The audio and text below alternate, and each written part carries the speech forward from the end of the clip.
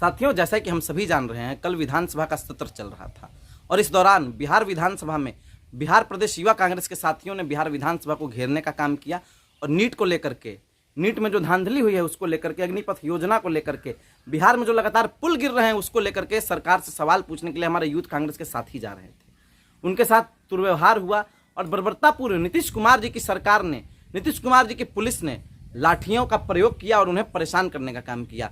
कई लोग घायल हैं, कई लोग जख्मी हुए और लगभग 150 से ज़्यादा यूथ कांग्रेस के कार्यकर्ताओं को चोटें आई हैं। मैं पूछना चाहूँ कि ये बहुत ही बेकार हो रहा है हमारे बिहार में। नीतीश जी, आप सत्ता के नशे में चूर हो चुके हैं और बिल्कुल गलत काम कर रहे हैं और जब से इन भाजपाइयों के साथ आप गए हैं, मैं बोलना चाहूँ कि आपकी बुद्धि भी छीन हो गई है। कल विधानसभा का सत्र चल रहा था और जो बिहारियों को 65% आरक्षण मिला था उस पर हमारे राजद की विधायिका ने एक सवाल पूछा तो उस पर नीतीश कुमार जी बौखला गए और गुस्सा करके उसे डांट दिया और हमारी राजद की विधायिका को डांटने लगे और अभद्र व्यवहार किया और उन्हें सीधा सीधा कहने लगे कि अरे तुम महिला हो, तुम कुछ जानती हो। तो नीतीश जी से मैं पूछना चाहूँगा कि सिर्फ आप ही जानते हैं और कोई महिला नहीं जानती है? साथियों, नीतीश कुमार जी की भाषा की शैली लगातार बिगड़ते जा रही है। इस बात को हम लोगों को समझना होगा। हमने एक ऐसे मुख्यमंत्री को चुना है जिसका एक प्रमुख का चुनाव जीतने तक की हैसियत नहीं है, जिसका खुद ब खुद एक विधायकी जीतने की हैसियत नहीं है, जो एक मुखिया का चुनाव तक नहीं जीत सकता है। वो व्यक्ति बिहार का मुख्यमंत्री है और इस प्रकार की निम्न स्तर की भाषा का प्रयोग करता है। आप देखिए, नीतीश कुमार जी की आपने एक और वीडियो देखी होगी जो तगड़ी वायरल हुई थी। उन्होंने विधानसभा सत्र के दौरान एक महिला को कहा था और बातचीत करते हुए उन्होंने कहा था सेक्स एजुकेशन के बारे में और गलत बातें कही थी।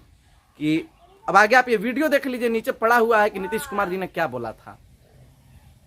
देखिए, आप उनके विचारों से कितने सहमत हैं ये मैं नहीं जानता, लेकिन उन्होंने महिलाओं का अपमान करने का काम किया है और वो लगातार महिलाओं का अपमान करते हैं। साथियों, मैं कहना चाहूंगा, भाजपा तो महिला विरोधी थी ही, अब जदयू भी महिला विरोधी हो चुकी है।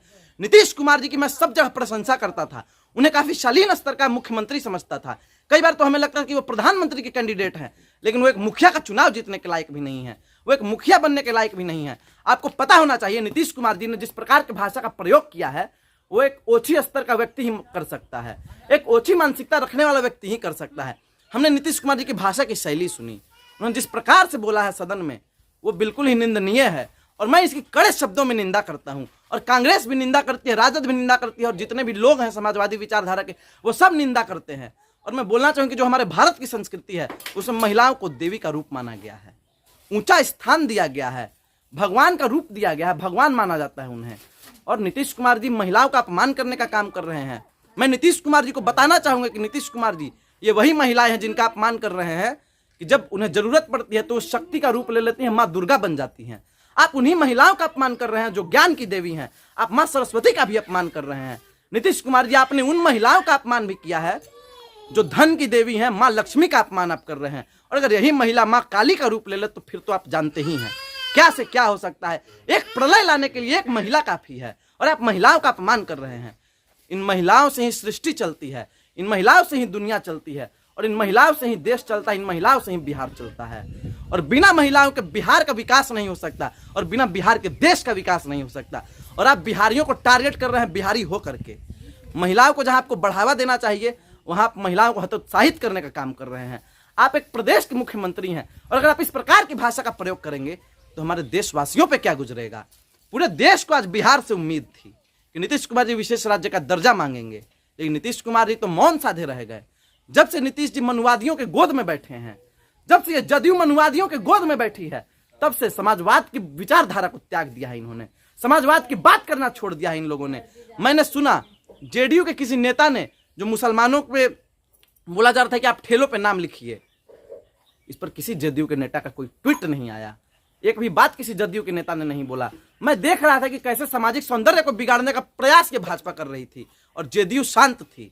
मैं देख रहा हूं कि कैसे देश में बढ़ती महंगाई है, बेरोजगारी बेलगाम है, बिहार में लगातार पुल गिर रहे हैं, लेकिन जदयू शांत है। तो नीतीश कुमार जी, आप कब तक शांत रहेंगे?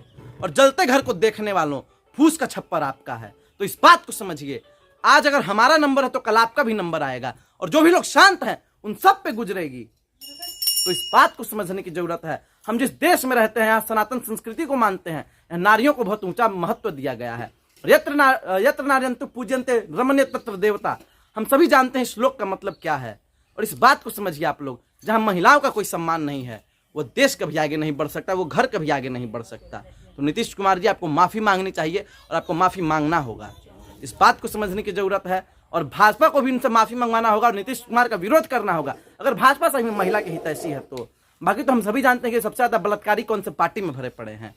और बलात्कारियों से याद आया कि आज भारत की पूर्व आयरन लेडी स्वर्गवासी फूलन देवी जी का पुण्यतिथि है। साथियों, मैं बताना चाहूँगा कि फूलन देवी जी वही महिला हैं जिन्होंने कलयुगी महिषासुर का वध किया था। साथियों, मैं एक बात बताना चाहूँ कि मनुवादी उन्हें गाली देने का काम करते हैं, उन्हें टारगेट करते हैं, उन्हें परेशान करने का काम करते हैं, उन्हें गलियाते हैं, उन्हें डाकू तक बोलते हैं।